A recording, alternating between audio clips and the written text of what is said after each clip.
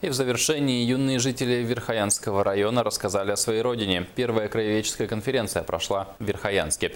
Выступления участников были посвящены историческим местам и событиям города Верхоянска, флоре и фауне заполярного города, а также его жителям, посвятивших свою жизнь развитию населенного пункта. Подробности далее.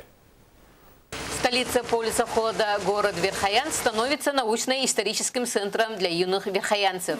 В эти дни на базе Верхоянской средней школы имени Михаила Лаврентьевича Новгородова состоялась первая краеведческая конференция. Работает 20 специалистов, из них 4 гидролога. Они осуществляют наблюдение за ходом и расходом бассейна реки. Так, с анализа уровня воды на реке Яна за последние 10 лет началась конференция юных экологов и биологов, историков и краеведов. Всего за один день было заслушано 23 доклада. И все они были посвящены одной теме – историческому городу Верхоянск. И он жил здесь 7 лет. И очень удивительно, что он за эти несколько лет изучил якутский язык. Да? И еще он же учил детей якутскому языку.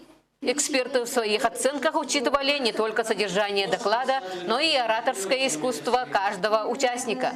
Самый младший по возрасту участник конференции Леня Старостин выступил с докладом «Мир пернатых города Верхоянск». Я изучал, например, сначала я изучал черкас-свистунка, самая маленькая утка. И ее численность может очень быстро снижаться, потому что это спортивная птица. Она не как простые птицы, она как вертолет сначала взлетает наверх, а потом уже очень быстро прилетает.